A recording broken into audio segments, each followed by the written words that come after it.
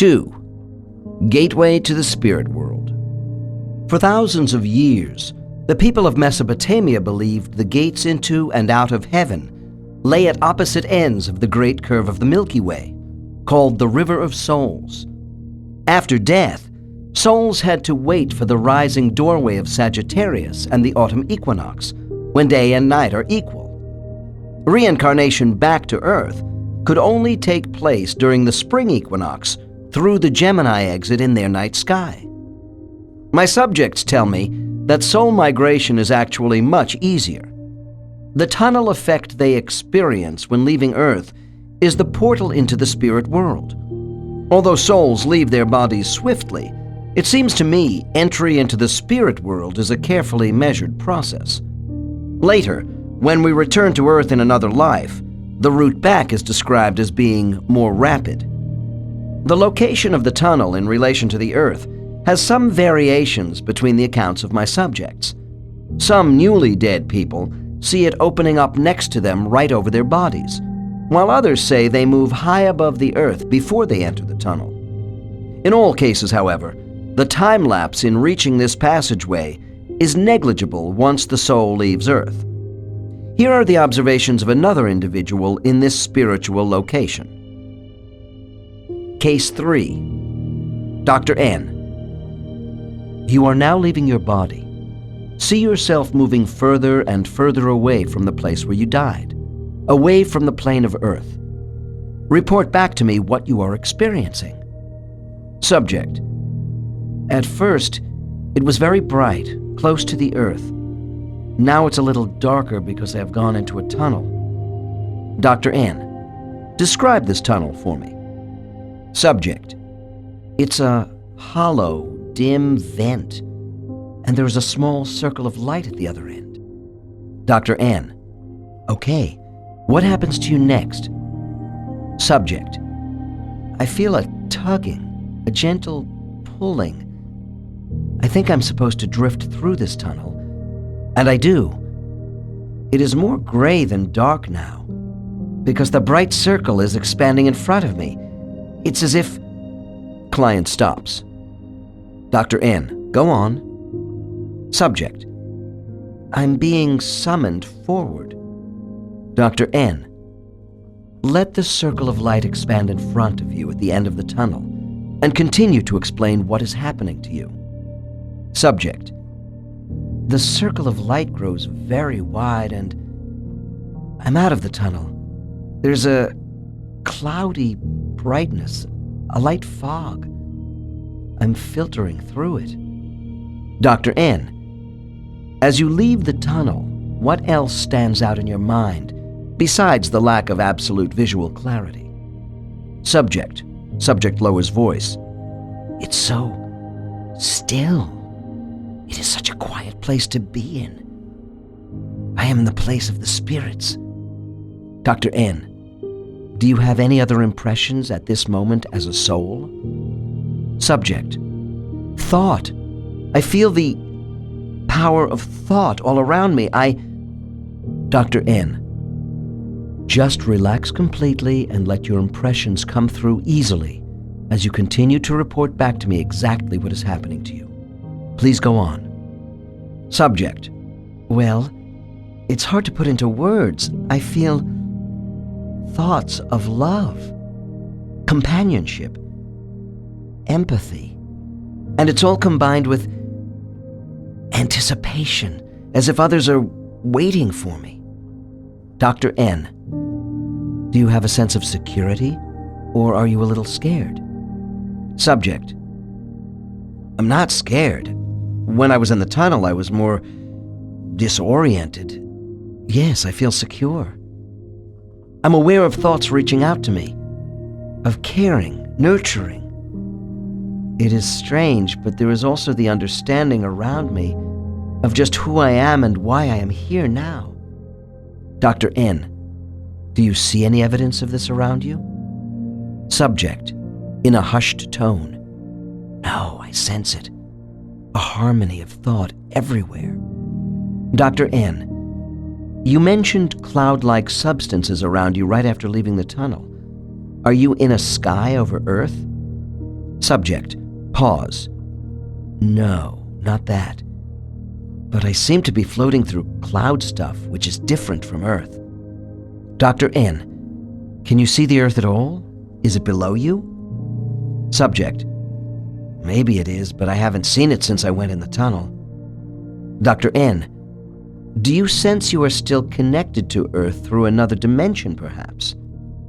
Subject. That's a possibility, yes. In my mind, Earth seems close, and I still feel connected to Earth, but I know I'm in another space. Dr. N. What can you tell me about your present location? Subject. It's still a little murky, but I'm moving out of this. This particular subject, having been taken through the death experience and the tunnel, continues to make tranquil mental adjustments to her bodiless state while pulling further into the spirit world. After some initial uncertainty, her first reported impressions reflect an inviting sense of well-being. This is a common feeling among my subjects. Once through the tunnel, our souls have passed the initial gateway of their journey into the spirit world. Most now fully realize they are not really dead, but have simply left the encumbrance of an earth body which has died. With this awareness comes acceptance in varying degrees, depending upon the soul.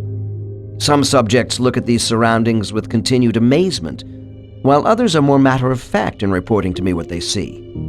Much depends upon their respective maturity and recent life experiences. The most common type of reaction I hear is a relieved sigh followed by something on the order of, "Oh, wonderful, I'm home in this beautiful place again." There are those highly developed souls who move so fast out of their bodies that much of what I am describing here is a blur as they home into their spiritual destinations. These are the pros, and in my opinion, they are a distinct minority on Earth. The average soul does not move that rapidly, and some are very hesitant. If we exclude the rare cases of highly disturbed spirits who fight to stay connected with their dead bodies, I find it is the younger souls with fewer past lives who remain attached to Earth's environment right after death. Most of my subjects report that as they emerge from the mouth of the tunnel, things are still unclear for a while. I think this is due to the density of the nearest astral plane surrounding Earth, called the Kamaloka by Theosophists. The next case describes this area from the perspective of a more analytical client. The soul of this individual demonstrates considerable observational insight into form, colors, and vibrational levels. Normally, such graphic physical descriptions by my subjects occur deeper into the spirit world after they get used to their surroundings. Case 4. Dr. N. As you move further away from the tunnel, describe what you see around you in as much detail as possible. Subject. Things are layered. Dr. N. Layered in what way? Subject. Sort of like a cake. Dr. N. Using a cake as a model, explain what you mean. Subject. I mean, some cakes have small tops and are wide at the bottom. It's not like that when I get through the tunnel. I see layers, levels of light.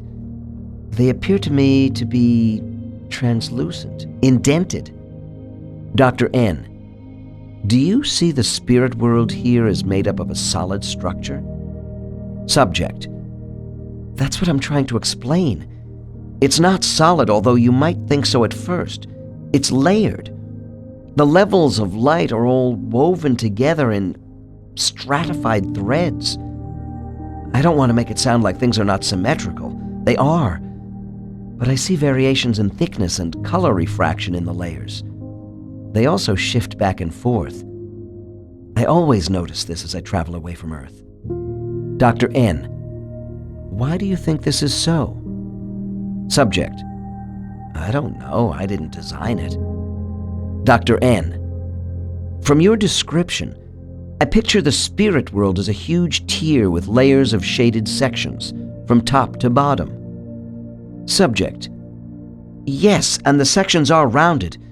They curve away from me as I float through them. Dr. N, from your position of observation, can you tell me about the different colors of the layers?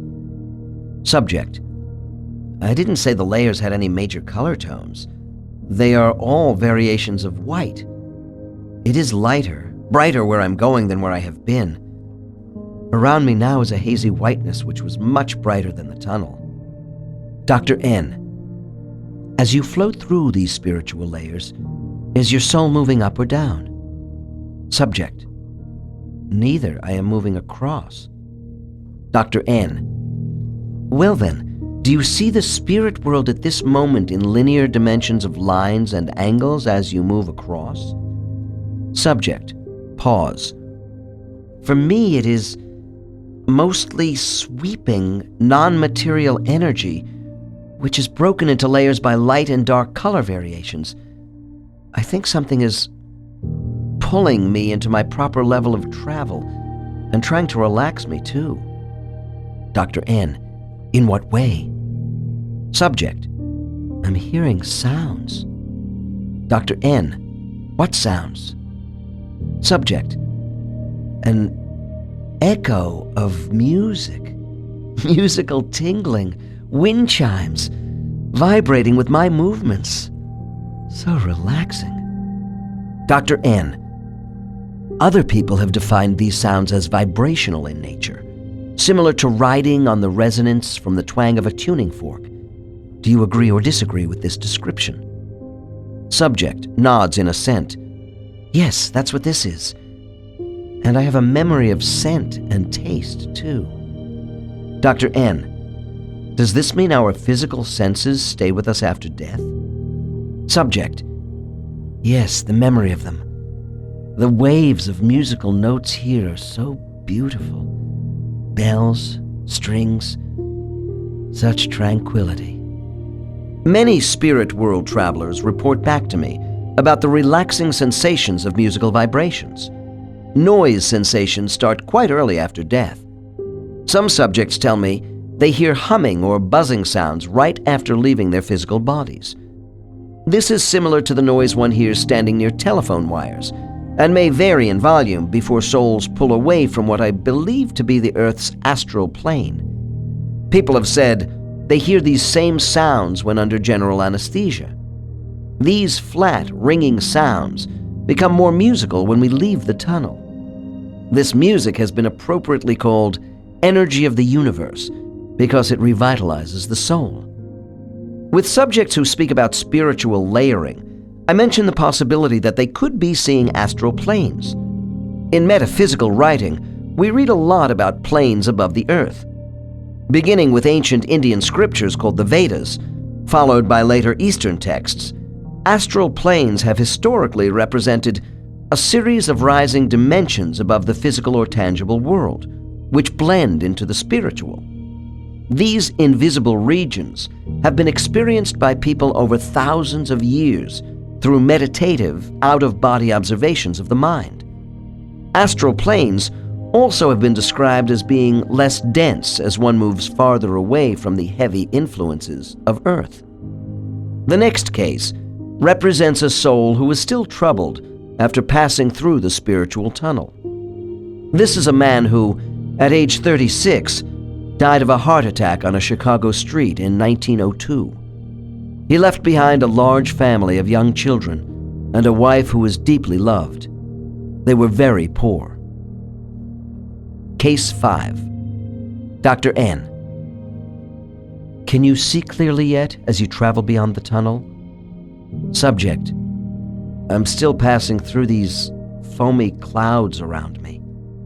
Dr. N, I want you to move all the way through this and tell me what you see now. Subject, pause. Oh, I'm out of it. My God, this place is big. It's so bright and clean it even smells good. I am looking at a beautiful ice palace. Dr. N, tell me more. Subject, with amazement. It's enormous. It looks like bright, sparkling crystal, colored stones shining all around me. Dr. N, When you say crystalline, I think of a clear color. Subject: well, there are mostly grays and white, but as I float along, I do see other colors. Mosaics, all glittery. Dr. N: look into the distance from within this ice palace. Do you see any boundaries anywhere? Subject: no. This place is infinite, so majestic and peaceful. Dr. N: what are you feeling right now? Subject: I can't fully enjoy it. I don't want to go further. Maggie. Subject's widow. Dr. N: I can see you are still disturbed about the Chicago life, but does this inhibit your progress into the spirit world? Subject. Subject jerks upright in my office chair. Good. I see my guide coming towards me. She knows what I need. Dr. N: tell me what transpires between you and your guide. Subject: I say to her I can't go on, that I need to know Maggie and the children are going to be okay. Dr. N: and how does your guide respond? Subject: she is comforting me, but I'm too loaded down. Dr. N: what do you say to her? Subject, shouting: I tell her, why did you allow this to happen? How could you do this to me? You made me go through such pain and hardship with Maggie, and now you cut off our life together. Dr. N: what does your guide do? Subject: she is trying to soothe me, telling me I did a good job and that I will see my life ran its intended course. Dr. N: do you accept what she says? Subject, pause. In my mind, information comes to me of the future on Earth, that the family is getting on without me, accepting that I am gone. They are going to make it, and we will all see each other again. Dr. N: and how does this make you feel? Subject: I feel peace.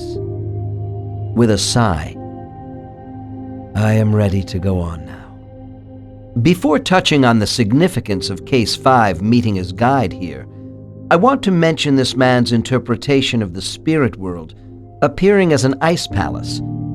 Further into the spirit world, my subjects will talk about seeing buildings and being in furnished rooms. The state of hypnosis by itself does not create these images.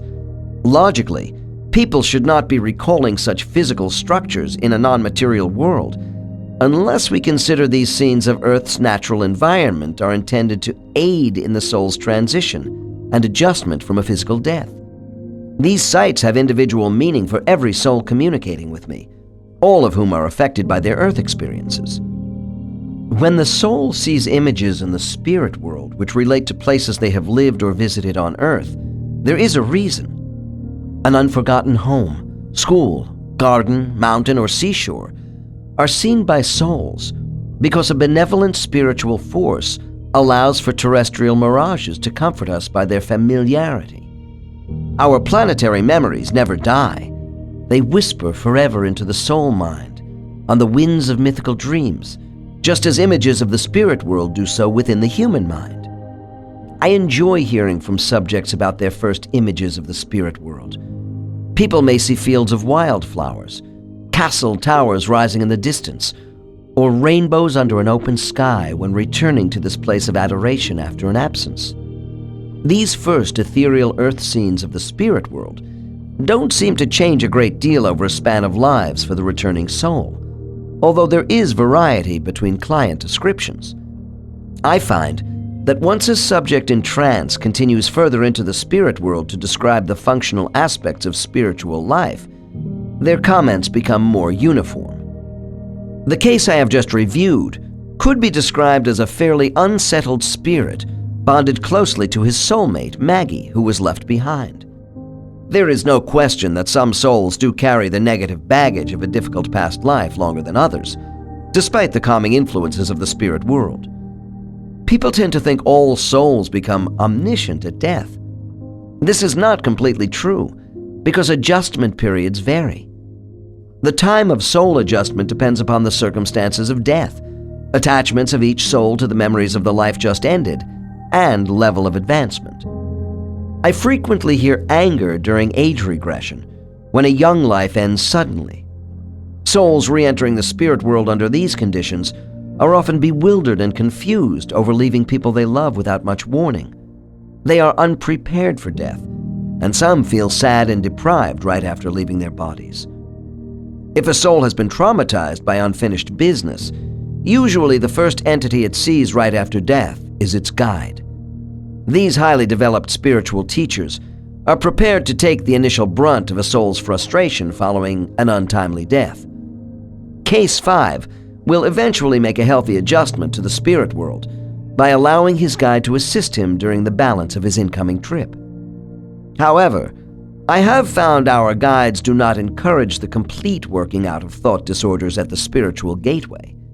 There are more appropriate times and places for detailed reviews about karmic learning lessons involving life and death, which I will describe later. The guide in Case 5 offered a brief visualization of accelerated Earth time as a means of soothing this man about the future of his wife and children, so he could continue on his journey with more acceptance. Regardless of their state of mind right after death, my subjects are full of exclamations about rediscovered marvels of the spirit world. Usually, this feeling is combined with euphoria that all their worldly cares have been left behind, especially physical pain. Above all else, the spirit world represents a place of supreme quiescence to the traveling soul. Although it may at first appear we are alone immediately following death, we are not isolated or unaided. Unseen intelligent energy forces guide each of us through the gate.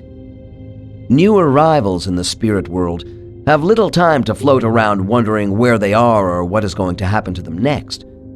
Our guides and a number of soulmates and friends wait for us close to the gateway to provide recognition, affection, and the assurance we are all right. Actually, we feel their presence from the moment of death because much of our initial readjustment depends upon the influence of these kindly entities toward our returning soul.